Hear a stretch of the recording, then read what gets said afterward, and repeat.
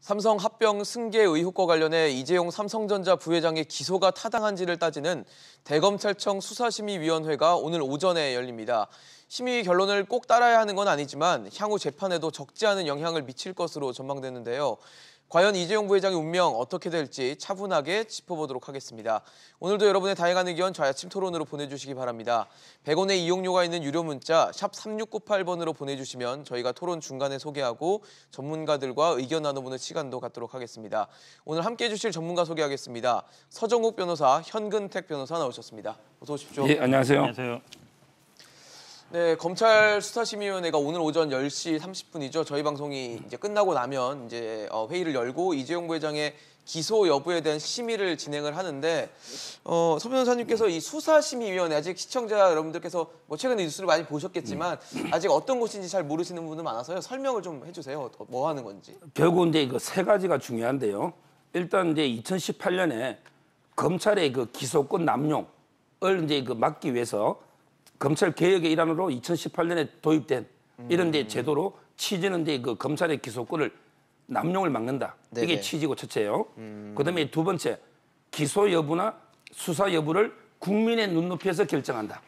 이 말은 이제 그 법조인도 있겠지만 언론계 또는 이제 문화예술까지 법률 전문가가 아니더라도 모든 분야의 국민들이 상식 그리고 이제 국민의 눈높이에서 결정한다는 것. 이게 두 번째 중요한 취지고요. 마지막으로 이제 그 효력은요. 예. 결국 이제 권고적 효력밖에 없지만 이제까지 이제 8차례 이상 사실상 100% 다 수용을 했거든요. 결국 이제 법원의 배심제처럼 네네. 사실상 이게 권고적 효력이지만 검찰이 다 수용했다. 이런 세 가지 특징이 있습니다.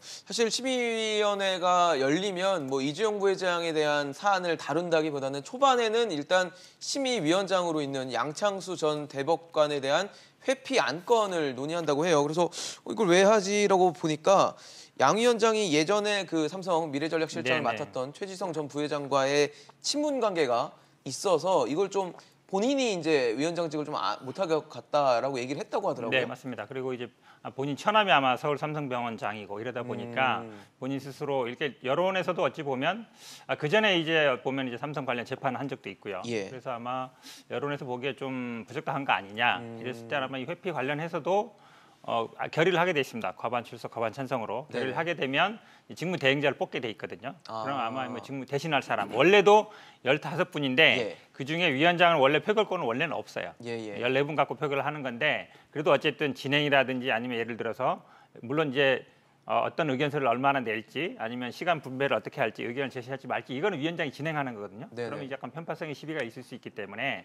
본인은 빠지고 직무 대행자가 아마 진행을 할 걸로 보입니다. 그러니까 일종의 재판장 같은 역할을 하는 거예요. 위원장이 있고 밑에 위원이 15분이 들어오시는데 위원장 포함 15분. 위원장 포함해서 15명이에요? 근데 아마 원래 결의에는 참여 안 해서 네네네. 14분이 결의를 합니다.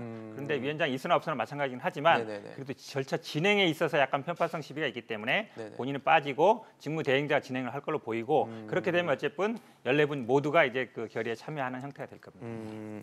그 뭐 아무래도 이제 개인적인 친분 자체가 좀 제대로 된 객관적인 판단을 하는데 좀 지장을 줄 수도 있다라는 뭐 생각들이 있으니까 그 부분에 대해서 이제 진행이 되는 것 같은데 검찰 수사심의위원회 위원도 누군지 또 결론도 또 결론에 대한 사유도 공개되지 않는다. 그러니까 최종 결론 딱 하나만 나온다고 하더라고요. 심의 의견서라고 해서. 그러면은 어떻게 진행돼서 어떤 판단하에 이렇게 됐는지는 알 수가 없는 거네요. 그렇죠. 위원도요. 법의 규정에 보면 이제 150명 이상, 250명 이하 구성한다. 이렇게 돼 있거든요. 그런데 그것도 다 비공개입니다. 근데 오히려 저는 비공개하는 게 공정한 거예요. 만약에 위원이 공개돼 보세요. 예. 그러면 이제 삼성이든 검찰이든 사전에 영향을 미칠 수 있는 우리 접촉도 할 수 있고 일종의 로비를 할 수도 있다. 뭐 그렇죠. 이런 거죠. 따라서 이제 그 위원을 비공개하는 게 맞고요. 그리고 이제 그 이유도 너무 이게 결론만 딱 발표하면 되지 이유를 하다 보면 이게 이유에 대해서 또 여러 가지 시시비비가 논쟁이 붙을 수 있기 때문에 저는 이제 뭐 결국 이제 그 이유라든지 위원 명단 공개 안 해도 실제 그 진행 절차를 보면 상당히 공정하게 검찰이 아마 오전에 그 프레젠테이션 하고요 한 50페이지 오후에는 이제 삼성 측에서 또 50페이지 정도 분량도 이게 공정한 거 아닙니까? 딱 발표하고 그다음에 그 위원들끼리 또 찬반 토론을 합니다. 찬반 토론해서 결론 내리기 때문에 공개만 할 뿐이지 공정성에 대해서는 저는 이제 의심하지는 않습니다. 조금 추가하면요. 예. 그 규정이 사실 어떻게 돼 있냐면 이렇게 돼 있어요. 그 현안위원회라 그럽니다. 요걸 다루는 데는. 현안위원회. 예, 현안위 네네. 심의 의견의 공개 여부, 공개 시기, 공개 방법, 신청인에게 심의 결과를 통보할지 여부, 통지 내용 등을 자율적으로 결정한 데 돼 있어요. 자율적으로. 예, 스스로 결정하게 돼 있어요. 근데 이제 말씀하신 것처럼 그동안 이거 공개를 안 해왔습니다. 내용이나 이런 거를. 왜냐하면 공개했을 때 물론 사실 사전에 공개하는 건 아니에요. 사후적으로 결과를 어떻게 했다, 우리가 심의 결과가 어떻다, 몇 대 몇이었다, 내용이 어떻다 했는데 대부분 이제 비공개를 해왔는데 저도 아마 이번에도 비공개로 갈 가능성이 더 높다라고 보고 있습니다. 근데 사실 말씀하신 것처럼 공개하지 않고 결론을만 내는 게 어떻게 보면 차후에 있을 논란을 좀 방지할 수도 있을 것 같다는 생각은 드는데 반대로 생각하면은 과정이 없는 결과라는 게 아무래도 이 결과는 어떻게 나왔을까에 대한 뭐 특히 이 결과에 대해서 반대하는 측의 입장에서는 그런 의견이 나올 수도 있을 것 같다는 생각이 들거든요. 뭐 그래서 이제 아마 그래도 저는 검찰이요. 이제까지 이게 8차례 제가 알기로 전부 이게 수용을 했거든요. 외부 공개만 할 뿐이지. 예. 내부적으로는 이제 검찰 측과 삼성 변호인 측이 아마 검찰에는 이제 이번에 부장 검사하고 부부장 검사, 네네. 그다음에 수사검사에서 한 3-4명 검사님이 직접 나오고, 그다음에 그 삼성 측에서도 변호인 있잖아 김기동 변호사부터 네네. 여러 개의 변호사들이 나와서 충분히 내부에서는 활발하게 토론하고 다 이유를 알기 때문에 저는 외부 공개만 할 뿐이지. 그래서 서로 양측이 승부하지 않을까 이렇게 생각되는 거예요. 사실 뭐 이 수사심의위원회가 아까 말씀해 주신 것처럼 국민의 눈높이에서 이 사안을 좀 바라보자라는 측면일 텐데 과정이 공개가 안 되고 국민이 납득을 할 수 있을까 그런 생각도 들거든요. 그러니까 네, 공개가 되지 않으면 일반 국민들은 사실 모르잖아요. 그렇죠. 근데 아마 이번 그 수사심의의 쟁점이 당초에는 이제 영장 청구하기 전에 아마 그 삼성 측에서 보면 검찰의 수사를 받아 보니까 두세 번 불려가서 보니까 영장 곧 청구하겠구나. 언론에도 그렇게 나왔고요. 그러니까 영장 청구에 대해서는 검찰 내에도 이견이 없다. 그러니까 어쨌든 청구로 간다라고 보면 아마 영장 청구를 좀 막거나 아니면 시간을 조금 딜레이하거나 이런 목적으로 원래 청구를 했을 거예요. 근데 이 심의위원회 신청을 했는데도 불구하고 예. 검찰이 영장 신청을 했고요. 그리고 어쨌든 기각이 됐습니다. 네. 그러면 사실은 당초에는 영장을 약간 구속영장 청구를 막기 위한 목적이 있었지만 지금은 이게 약간 변질됐죠. 어찌 보면 기소를 막기 위한 이걸로 약간 변경된 거예요. 그러니까 이번에 아마 심의의 쟁점은 기소할 거냐 말 거냐 이게 쟁점이 될 것 같은데 어떻게 전망하세요? 그렇죠. 저희가 보기에는 아마 좀 지금 아마 14분 중에 몇 대 몇이 네. 될지 모르겠지만 기소하라 의견이 좀 다수일 것 같아요. 왜 그러냐면 기소하는 쪽으로. 지난번에 영장 기각 이게 사실은 수사 기록이 20만 쪽이나 됩니다. 20만 쪽이라 되면 거의 한 트럭 정도예요. 정말 많네요. 우리가 그렇죠. 네. 만 쪽만 해도 한 높이로 한 1m 되거든요. 네네. 그러면 이게 한 20m나 되는 거예요. 높이로 어마어마하네요. 따지면 네네. 어마어마한 양이기 때문에 사실은 지금 50페이지로 정리한다 그러지만 굉장히 복잡합니다. 자본시장법 그쵸. 위반이나 맞아요. 아니면 뭐 외부 뭐 감사법 위반인데 중요한 건 자본시장법 위반인데 그 중에 또 핵심은 주가 조작했느냐 안 했느냐예요. 이거 굉장히 사실은 어려운 분야예요. 맞습니다. 이거를 다 설명하기 쉽지 않습니다. 근데 지난번에 영장 전담 판사가 뭐라 그랬냐면 범죄 사실에 대해서는 어느 정도 좀 소명이 됐다. 그리고 이게 증거 인멸이나 도주 의뢰가 없기 때문에 본안에 가서 좀 다퉈봐라. 이 말은 한마디로 얘기하면 기소해서 본안에서 다퉈봐라. 하지만 이게 지금 구속까지 할 만한 사안은 아닌 것 같다. 도망갈 것 같지도 않고 이미 네. 증거도 다 모아놨고 그래도 어쨌든 수사는 좀 이루어진 것 같다 이랬거든요. 그러면 그게 어느 정도 20만 쪽이나 되는 거를 15시간이나 판사가 기록해서 봤단 말이죠. 그렇죠. 내린 결론이거든요. 심의에 오신 분들은 대부분 일반인들이에요. 법조계도 있지만 이걸 50페이지로 50만 기록을 50쪽으로 요약해서 본 걸 가지고서 그 영장 전담 판사가 내린 어느 정도 결론을 네. 뒤집어서 이거는 기소하지 마세요. 수사 앞으로 더 할 필요 없습니다. 라고 내리기는 제가 보기에 쉽지 않은 상황 아닌가라고 보고 있습니다. 저는 이제 좀 달리 보는데요. 예. 결국 이제 이 상당히 제가 법조인이잖아요. 네네. 법조인들에게 그 예측이 어렵습니다. 그렇죠. 왜 어렵냐? 이게 법조인이 들어가는 게 아니고 언론계라든지 경제계라든지 문화예술계라든지 다양한 부분이 들어가잖아요. 예. 그래서 이제 판단이 어려운데 저는 이제 개인적으로는 상당히 기소가 좀 어렵지 않을까. 어려울 것이다. 예. 왜 그렇게 보느냐면 일단 이제 경제계에 있는 분들은 야 경제도 어려운데 굳이 삼성 이정부에게 기소에 재판하는 게 맞느냐 이렇게 경제적인 고려하는 분도 있을 수 있고 그렇죠. 또는 이제 회계사 중에는 야 그 회계 종속 회계인데 회계 법칙에는 틀린 게 없는데 뭐가 이게 기소거리가 되느냐 이런 분들도 있을 수 있고 또 이게 주식 투자하는 분들은 주가 조작이라는 거는 고가 매수나 저가 매수나 통정 매매나 이런 구체적인 행위가 있어야 되는데 예를 들어 이제 뭐 좋은 뉴스를 갖다가 한다든지 이런 식의 주가를 사실상 관리했다 하더라도 관리기 법적으로 주가 조작까지 되는가? 이렇게 다양하게 생각하는 분들이 법적으로 판단하는 게 아니거든요. 그래서 저는 상당히 예측이 어렵지만 저는 개인적으로는 기소가 쉽지 않을 거로 보이고 그리고 이제 이거 우리 현 변호사 말씀 중에 법원에서 범죄 사실이 소명됐다는 게 아니고 사실관계는 다 이게 다 소명돼가 다 팩트는 밝혀졌고 이게 법적으로 죄가 되는지 된다면 책임이 어느 정도 되는지 이 부분은 다툴 문제다. 따라서 이게 범죄 사실이 소명됐다 이건 아닙니다. 사실 뭐 지금 두 분만 모셔놓고 이렇게 말씀을 들어도 지금 뭐 기소를 할 수 있을 것이다, 기소는 좀 어려울 것이다라는 의견으로 갈리는데 그 정도로 굉장히 첨예하고 사안 자체가 굉장히 복잡한 사안이에요. 그리고 2015년 뭐 그 전부터 이제 계속 흘러왔던 굉장히 장기간에 이어져 왔던 사안이기 때문에 이 위원들이 보시기에도 좀 이해하기도 어려운 사안일 것 같다는 생각은 들거든요. 이게 그렇지. 일반인이 보기엔 좀 어렵잖아요. 간단하게 보면요, 결국은 이제 삼성물산과 제일모직 합병이 있었잖아요. 그렇죠. 결국은 아마 우리 삼성물산의 대주주는 이제 국민연금이었기 때문에 우리가 국정농단 사건으로 그건 별거로 지금 진행 중이라고 보면 되고 지금 있는 건 이제 제일모직과 관련된 거죠. 제일모직이 갖고 있던 게 삼성바이오로직스였고 바이오로직스에 삼성 에픽스가 있던 건데 있었죠. 사실은 이제 그렇게 생각하면 복잡하고요. 결국 삼성물산하고 제일모직을 합병하는데 합병 비율이 3대 1이었거든요. 예. 한마디로 얘기하면 제일모직이 3배 더 가치가 있다라고 한 거예요. 그럼 사실은 왜 합병했을까? 또 궁금하고 제일모직이 삼성물산보다 3배의 가치가 있다?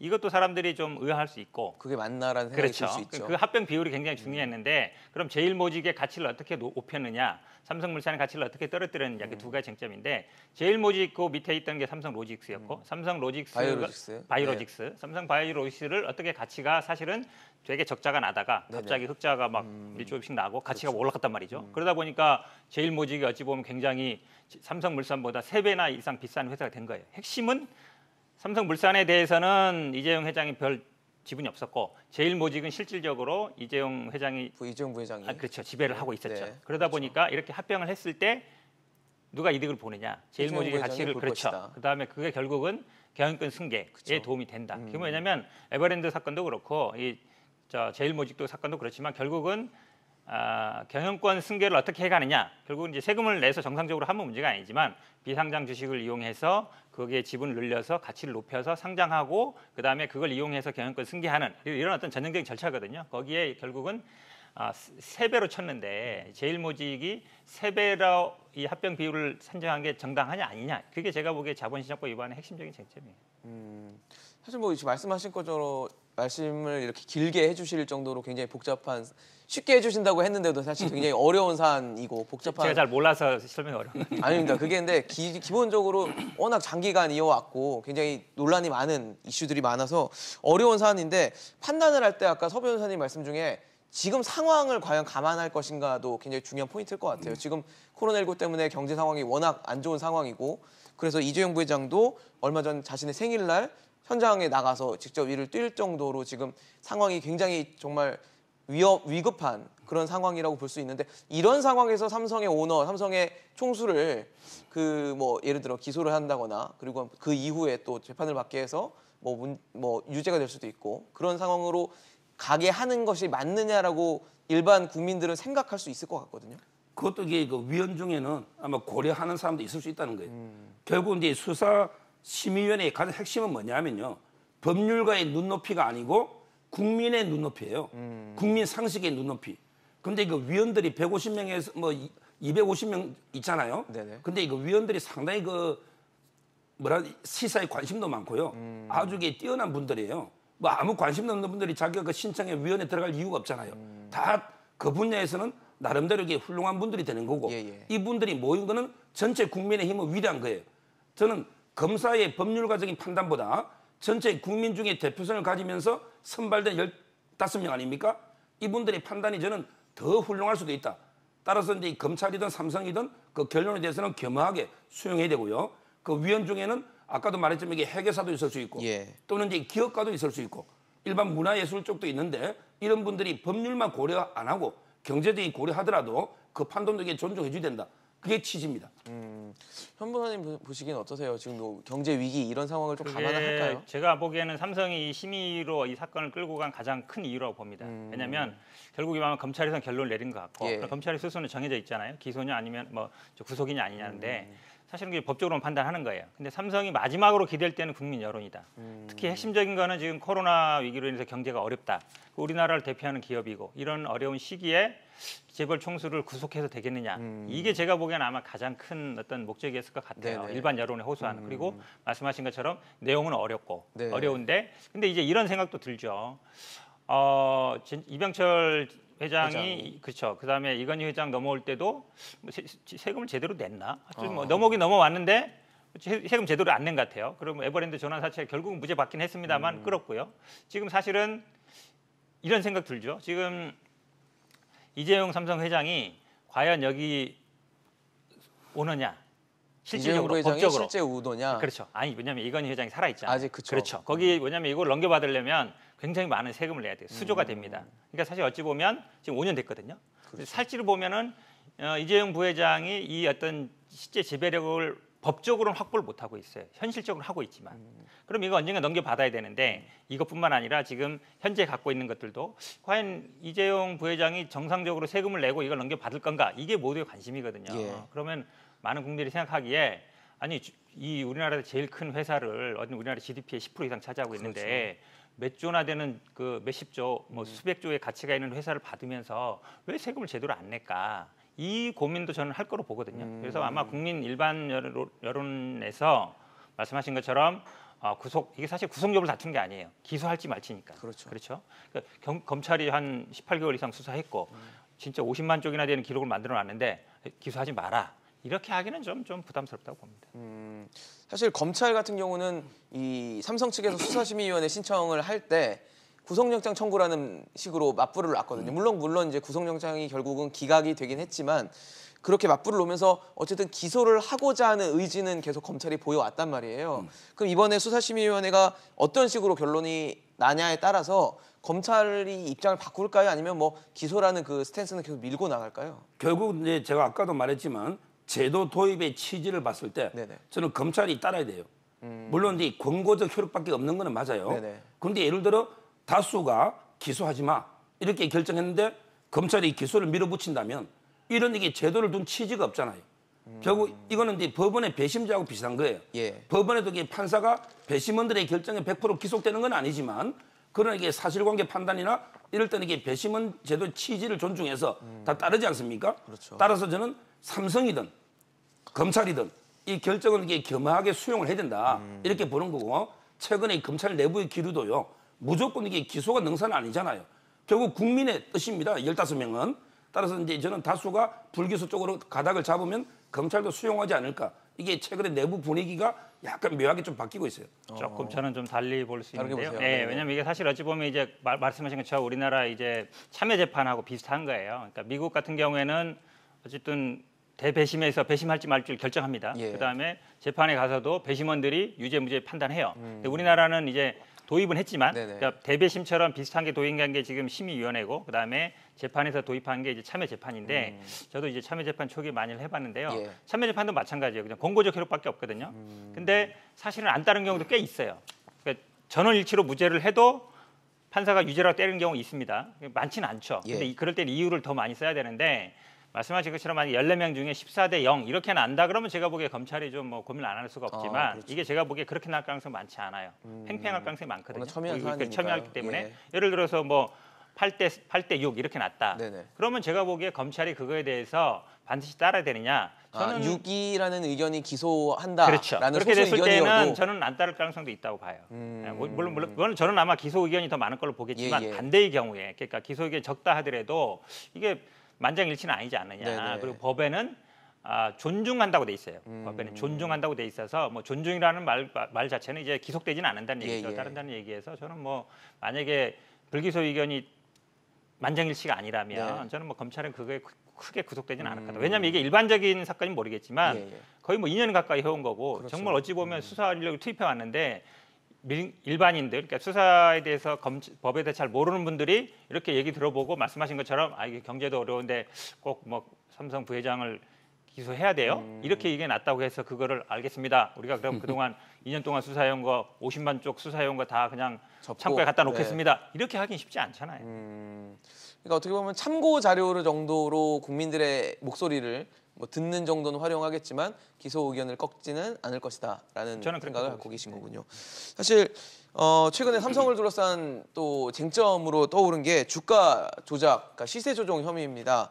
그 삼성물산과 제일모직이 2015년에 합병을 하는 당시에 이제 주가를 조작을 했다라는 정황이 된 보도가 이제 나오면서 지금 뭐 화면에 나오는 것처럼 삼성 측에서 제일모직 주가가 한 17만 원 정도 됐으면 좋겠다라고 했더니 삼성증권에서는 이걸 한번 지켜보도록 하겠다. 그러니까 인위적으로 뭐 조작을 하든 해서 맞춰보겠다라는 뭐 정황이 담긴 문자 메시지를 확보했다는 거예요. 근데 이런 것들은 만약에 이게 사실로 확인이 된다면 이런 정황이나 이게 만약 사실로 확인됐다면 이건 이 부회장에게는 좀 불리한 상황 아닌가요? 뭐 제가 보기에 지금 현재 정확하게 주가 조작의 증거가 뭐가 있는지 네네. 국민한테 이게 아직 완전히 공개된 게 없기 때문에 뭐 섣불리 제가 이제 판단할 수는 없지만 예. 지금 저것만 보더라도 얼마가 됐으면 좋겠다. 이거는 이제 희망 사항이잖아요. 이게 주가 조작이 됩니까? 아까도 말했지만 이게 주가 조작이라는 건 법적으로 보면 고가 매수 또는 이제 통정 허위 매수 이런 식으로 이게 완전히 짜고 시세를 조정해야만 이게 주가 조작이 되거든요. 네. 근데 예를 들어 이제 임직원 입장에서는 제일모직이 아무래도 우리 JY 부회장이 많이 들고 있으니 이게 주가가 좀 올랐으면 좋겠다. 그래서 이제 호재성 공시나 뉴스를 좀 예를 들어 내더라도 이게 주가 조작이 되느냐 말이에요. 따라서 이게 법적으로 엄격하게 주가 조작을 해석해야 되고요. 네네. 단지 뭐 호재성 뉴스라든지 공시라든지 이것만 가지고 이게 판단할 수는 없고 제가 보기에 몇십조가 시가총액이 되는 회사를 주가 조작을 한다? 그거 해줄 세력이 있습니까? 그 돈으로 삼성이 이제는 범죄 행위로 주가 조작했을 것이다. 이렇게는 이게 도저히 상상할 수가 없고 믿기가 어렵고 현재까지 제가 모두 살펴본 뉴스에는 그런 이게 구체적인 주가 조작의 정황은 없는 걸로 보입니다. 저는 조금 반대 의견인데요. 아까 예. 그래프 한번 다시 보여주시면. 네, 주가 좋겠는데. 현황을 다시 한번 좀 보여주시면 좋을 네. 것 같습니다. 저, 삼성물산하고 제일모직 그렇죠. 합병할 때 아까 이제 말씀드린 합병하고 주식 매수 청구권이 시한이 있는데 그렇죠. 그 기준으로 지금 가격이 나오고 맞습니다. 있는 거거든요. 그러니까 지금 저희 보시면 이 주가 매수 청구권이란 뭐냐면 합병에 반대하는 사람이 시가대로 팔고 나갈 수 있는 권리가 있어요. 난 합병에 반대한다. 그러면 핵심적인 거는 이제 삼성물산이나 제일모직에서 보면 이제 아마 3배 정도 차이가 나잖아요. 그렇죠. 5만 원, 5만 원, 16만 원. 16만 원, 이게 16만 합병 원 비율로 정도니까. 됩니다. 합병 예. 비율도 결국은 한 달 정도 주식을 보면서 시세로 정하게 돼 있거든요. 상장 주식이기 때문에. 네. 근데 저기서 핵심은 만약에 16만 원, 16만 얼마 이상으로 떨어지게 되면 이 사람들이 그걸 행사하는 거예요. 매수 청구를 팔고 나가겠다고 하는 거예요. 그렇죠. 왜냐하면 자기가 손해 보게 되기 때문에. 주주가 떠나는 그렇죠. 거네요. 그러니까 어느 정도 유지를 해줘야만이 어찌 보면 매수 청구를 행사 안 하고 주주들이 그냥 남아 있는 거거든요. 네네. 합병에 어찌 보면 그냥 나는 합병은 그렇게 찬성하지는 않지만 그래도 내 손해 안 보니까 그렇죠. 그냥 합병 따라갈래 이런 식이 되는데 이 주식 매수 청구권 행사가 기간이 끝나면서 주식이 빠지고 있잖아요. 예. 근데 저 사실은 그때 삼성증권이 이걸 관리했습니다. 네네. 근데 지금 말씀하신 것처럼 우리가 벤처기업처럼 삼성 주가 조작을 하지 못해요. 몇몇이 막 매수 작업한다고 되는 건 아닙니다. 그렇죠. 핵심적인 건 뭐냐면 호재가 있으면 그걸 올리느냐, 악재가 있으면 올리지 않느냐, 아니면 뭔가 호재를 만들어내느냐. 어때 삼성물산 같으면 어떤 공사를 수주하기로 했다. 예를 들어 삼성모직 같으면 삼성모직은 별로 호재가 없어요. 우리가 양복을 뭐 갑자기 뭐 질 좋게 만들 수는 없잖아요. 그럼 밑에 있는 이제 삼성바이오로직스 같은 경우에 뭔가 신약을 만들어내느냐 이런 걸로 결국은 언제 발표하느냐 이런 걸로 주가를 움직이는 거거든요. 그렇죠. 근데 지금 우연히 일치인지 모르지만 주식 매수 청구권 그 행사 기간이 만료 끝나면서 동시에 떨어졌다. 그렇죠. 거의 같은 비율로. 근데 저 문자 오고 간 게 삼성증권, 네. 증권 직원과 어쨌든 17만 원을 지켜보겠다. 삼성과의 그렇죠. 삼성 17만 대를 언제도 맞춰보겠다. 그래야만이 매수 청구 행사 안 하니까 그런 문자가 오고 간 거는 저는 물론 이 3대1 비율로 맞추는 주가 그거에 대한 직접적인 증거는 아니에요. 네네. 약간 정황 증거죠. 왜냐하면 매수 청구권하고 요거는 직접 관계는 없으니까. 그래도 제가 보기에는 뭐 약간 정황 증거는 될 수 있는 것 같습니다. 그러니까 주가가 떨어지면 안 되는 상황이었는데 그렇죠. 주가를 떨어뜨리지 않기 위해서 삼성 측에서 삼성증권에 뭐 일종의 압박 아닌 압박을 했고 그 17만 원과 그 3대1 비율을 맞추면서 가격을 유지하다가 이제 주식 매수 청구권 기간이 지나니 가격이 떨어진 정황, 상황 이런 것들이 좀 의심의 여지는 존재하지만 아직 사실 입증이 안 되는 부분인 것 같아요. 그렇죠? 그렇습니다. 결국은 이제 그 주가 조작 되려면 뭔가 이제 명백하고 예. 그런 확실한 증거가 있어야지 의심 정황만 가지고 주가 조작이다 이렇게 단정할 수는 없는 거고요. 결국은 이제 그 주가의 흐름이 보통 저렇고 저도 이게 주식 투자를 오래 했지만 예. 일반 투자자들도 아무래도 이게 JY가 제일모직 주식이 많고 삼성물산은 없으니까 그렇죠. 이걸 이게 좀 관리하지 않겠는가 이런 생각으로 일반 투자자들 오래 보면 투자를 하다 보면 제일 먼저 주가가 오를 수밖에 없을 수도 있고 이걸 이게 범죄라고 단정할 수는 없는 거예요. 네, 알겠습니다. 일단 삼성은 아까 뭐 저희 화면에 나갔지만 이제 사실 무근이다, 억측이다라고 해명을 한 상황입니다. 뭐 오늘 수사심의위원회에서 과연 요 사안도 어제 보도가 됐기 때문에 이제 오늘 위원들께서 알고 있을 거라 생각하는데 과연 어떤 식으로 또 이 부분에 대한 판단을 하실지 잠시 후 이어질 수사심의위원회에서 결정이 날 것으로 보이고요. 또 이재용 부회장이 지금 걸려있는 재판이 또 있습니다. 뭐 저기 국정농단 파기환송심 심리를 지금 대법원이 하고 있는데 지금 재판부를 바꿔달라며 박영수 특검팀이 낸 기피 신청 사건에 대해서 계속 미뤄오다가 이제 최근에 본격적인 심리에 착수를 했어요. 그러면 이제 특검에서는 파기환송심 재판부를 좀 바꿔달라라고 요청을 한 거잖아요. 요즘에 계속 파기환송심 진행이 안 되고 있었던 상황이었습니다. 네네. 그러니까 아까 말씀드린 것처럼 결국은 삼성물산이 약간 손해보는 구조로 합병이 되는데 삼성물산의 최대 주주가 국민연금이었고요. 네. 그 국민연금이 찬성하느냐 반대하느냐가 이 합병의 가장 중요한 이슈였는데 그 국민연금을 움직이기 위해서 어쨌든 이재용 부회장이 뭐 말을 사주고 이러면서 이제 찬성하기 유도한 거잖아요. 예. 그게 지금 국정농단 재판인 거고. 그런데 어쨌든 이게 그 파기환송 재판부에서 뭘 했냐면 준법감시위원회라는 이게 네. 법에는 없는 거예요. 그렇죠. 만들어서 뭐 이렇게 사과도 노력하는 모습을 보여라. 네. 노력하면은 우리가 마치 말은 안 했지만 집행유예 해주겠네 이런 감을 다 갖고 있잖아요. 근데 이제 특검에서 보기에는 아니 듣도 못한 준법 감시를 왜 판사가 만들라고 하느냐. 그리고 저거 봐주기 위한 거다. 그러니까 이제 기피 신청을 한 건데 기피 신청을 하면 본인 했다가 안 되면 이제 대법원에 가는데 예. 저는 근데 기피 신청을 받아들이는 게 잘 없어요. 왜냐면 그래요? 예, 거의 뭐 0. 몇 프로가 안 됩니다. 왜냐면 기피 신청 받아주면 다 기피 신청해요. 그렇게 되면 사실은 이게 재판이 계속 공전이 됩니다. 기피 신청 결론이 나서 항고 가면 이게 그거 날 때까지는 재판이 못하죠. 스탑되고 이제. 네. 그다음에 구속 뭐 기간도 정지되긴 합니다만 그래서 저는 뭐 받아줄 가능성은 많지 않은 것이다. 것으로 봅니다. 서변수 보시기에도 뭐 재판부 안 바뀔 거라 보십니까? 항상 이게 재판하다 보면요. 자기는 이게 항상 판사가 불공정하게 진행한다. 저희가 둘이 대담해도 앵커가 공정하다. 저한테 이게 불공정한 시간을 주다 이렇게 다 생각하는 게 인지상정이에요. 이걸 이게 다 받아주면 판사가 어떻게 재판합니까? 결국 이제 준법감시위원회 만들라. 이게 뭐가 그렇게 불공정합니까? 아직 결론 모르잖아요. 이걸 가지고 이게 판사를 무조건 바꿔달라? 이 신청 안 받아줍니다. 저도 그래 봅니다. 보통 이 재판부에서 한 4개월 정도는 걸린다고 얘기를 하더라고요. 그러면 뭐 국정농단 사건도 좀 뭐 오늘 9월 이후에나 뭐 9월 이후로 미뤄지는 상황이 좀 될 것 같다는 생각이 드는데 지금 시간이 9시 55분 정도 지나고 있습니다. 잠시 후 오전 10시 30분부터는 이재용 부회장을 둘러싼 수사심의위원회가 개최될 예정인데 뭐 결론이 날 거 아니에요? 결론은 언제쯤 나게 되는 거예요? 이게 또 뭐 시간이 많이 오래 걸리는 건가요? 원래 시간은 아마 뭐 5시까지 하기로 됐는데 5시요? 오전에는 아마 선정하고 오후에는 이제 브리핑을 1시간 조금 이상씩 하면서 하게 돼 있는데 저는 아마 늦어질 가능성이 있다고 봐요. 더 일단 딜레이가 왜냐면 내용이 어렵습니다. 그렇죠. 내용도 어렵고 그다음에 토론도 해야 되거든요. 그렇죠. 그래서 보통 우리 뭐 참여 재판도 보면 오후에 끝나는 게 막 12시 넘어가는 경우도 있어요. 그래서 저는 아마 이게 좀 양측의 얘기를 하면 또 질의응답을 하게 돼 있거든요. 모르는 내용이 많다 보면 많이 물어보게 돼 있어요. 그렇겠네요. 그래서 오후 아마 5시 반에 끝난다고 돼 있는데 제가 네. 보기에는 뭐 10시 이상 넘어갈 수 있지 않을까 보고 있습니다. 상당히 오래 걸릴 수 있겠네요. 그렇죠. 결국은 이제 이거 일단은 만장일치를 시도할 겁니다. 결국은 이제 위원들도 표가 너무 갈리면 네. 문제가 있기 때문에 최대한 토론과 토론을 거듭해서 만장일치를 한번 노력해보고 안 되면 최후에 표결하거든요. 네네. 따라서 저도 시간이 상당히 심야까지 갈 가능성이 높아 보인다. 이래 봅니다.